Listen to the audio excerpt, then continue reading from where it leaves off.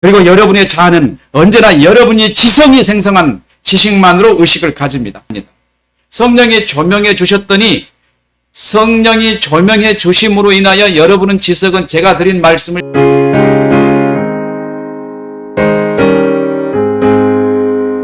그 편지를 읽고 있는 거예요. 그래서 사도 바울이 이렇게 말한 거예요. 사람이 하나님의 말씀을 이해하는 데는 항상 성령이 역사해야 한다고 말합니다. 내가 하나님 말씀을 이해하려면 내 의식대로 해석하면 안 돼요. 성령이 항상 역사해 주셔야 돼요. 그러면 바로 이 성령이 어떻게 역사하시는가에 관한 이야기를 구체적으로 교회에서 많이 가르쳐지지 않았었어요.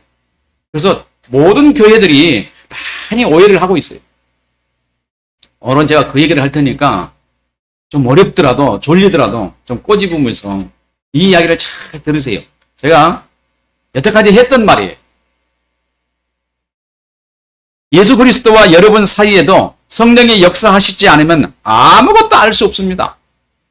여러분이 전도자에게 복음의 말씀을 듣는다면 그 복음의 말씀은 전도자 입에서 나오는 말입니다. 제가 여러분에게 말씀을 하고 있잖아요. 그럼 제 입에서 말이 나가고 있잖아요. 이 말 없는 것 같지만 있다 그랬잖아요. 제가 그 말에 대해 성령께서 여러분의 지성으로 역사해 주시지 않으면 어떤 경우에도 여러분이 전도자의 말을 의식할 수 없다. 여기서 의식한다는 얘기가 나옵니다. 그 말에 대한 의식, 전도자의 말에 대한 의식을 갖지 못한다는 것은 곧 그 말을, 여러분의 말을 듣지만 그 말을 이해하지 못한다는 뜻이에요. 그러면 저와 여러분 관계에서 살펴봅니다. 저는 지금 성경의 말씀을 여러분에게 전하고 있습니다. 제목은 의로운 삶에 대한 것으로 죽음이 없다라는 말입니다. 여러분은 저의 입에서 말하여지는 말씀을 통해서 하나님 말씀을 듣고 계십니다. 저와 여러분 사이에는 말씀이 있고 여러분은 그 말씀을 듣고 지성에서 지금 이해하고 있습니다. 제가 여러분에게 드리는 이 말씀이 여러분 영혼에 있는 자아에 곧바로 이해되려면 두 가지 일이 여러분 영혼 안에서 일어나야 돼요. 몇 가지 일이 일어나야 한다고 그랬어요? 제가 여러분에게 전해진 이 말이 여러분 자아에서 이해가 되고 의식이 되려면 두 가지 작용이 여러분 안에서 일어나야 돼요. 여러분 영혼 안에서.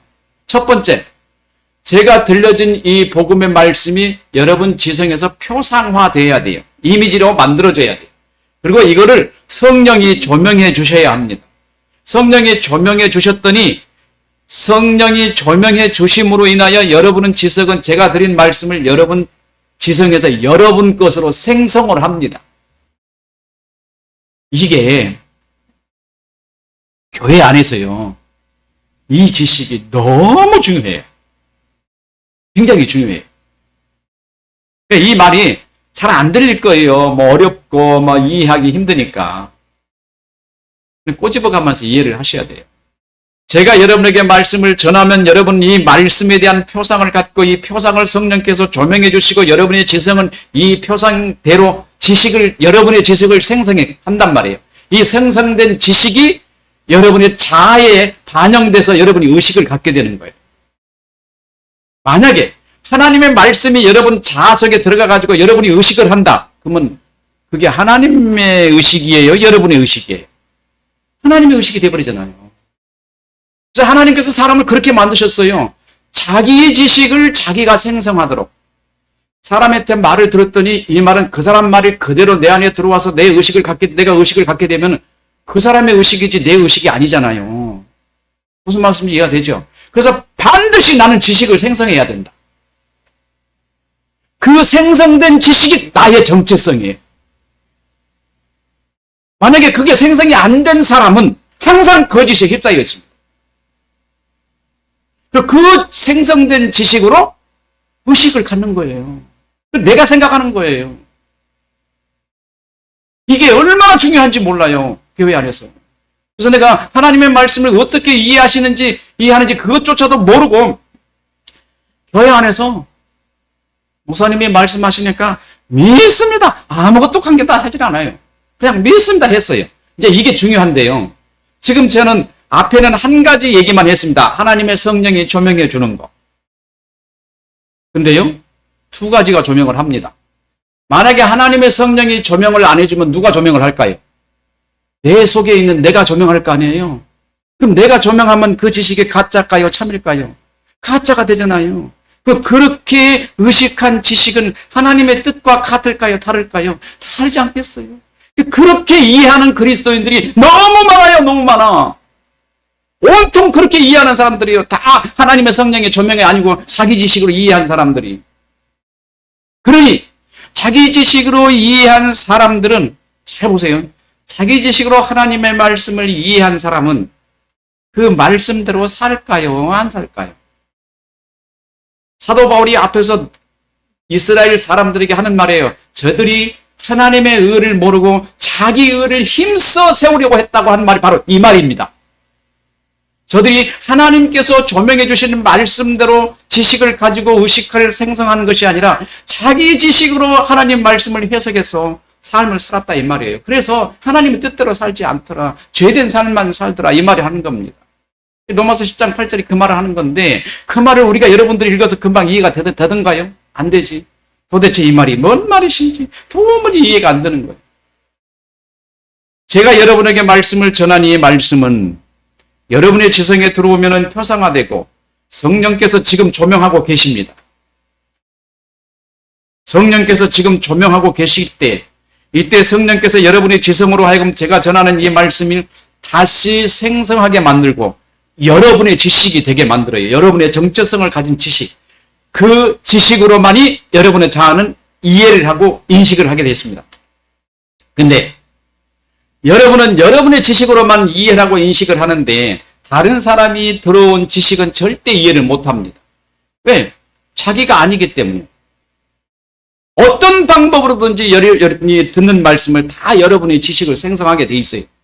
근데 이때 성령께서 조명하시는 참 지식을 생성하느냐, 여러분이 가지고 있는 여러분의 지식으로 생성해서 거짓 지식을 생성하느냐가 가장 큰 문제인 겁니다. 성령이 여러분에게 조명해 주지 않으면 여러분은 필연적으로 어떤 지식을 생성해요? 거짓 지식을 생성할 수밖에 없는 사람이 되는 겁니다. 다시 말하면 제가 여러분에게 드리는 이 말씀을 듣고 있는 동안 여러분의 지성에 말씀이 여러분 지성에 담겨졌습니다. 이 지성은 이 말씀들을 이해하기 위해 자아를 통해서 의식하려고 할 겁니다. 그러면 자아 안에서 저희 입으로 발해진 말씀이 들어가고 그 말씀으로 의식하면 여러분의 자아가 제가 여러분에게 입으로 발해진 말과 인격적으로 구별할 수 없을 겁니다. 저의 말이 여러분의 자아에 의식되고 의식된 대로 행해진다면 그 행위가 여러분의 몸으로 행하여졌으니까 여러분의 행위라고 말할지 모르겠지만 그 행위를 하도록 하는 저의 말이 제 말로 여러분이 의식했기 때문에 여러분의 행동이 아니고 제 행동이 되어버려요. 하나님의 말씀이 여러분 지식과 여러분 지성 안에 그대로 액면 그대로 여러분이 생성하지 않고 그대로 들어갔다면 그 말씀대로 여러분이 행동했다면 여러분의 행동이 아니고 하나님의 행동이 되어버린다 이 말이에요. 바로 내가 말씀을 받았다고 말하는 교회 안에 수없이 많은 사람들이 있잖아요. 신비적인 사람들. 얼마나 위험한 줄 아세요?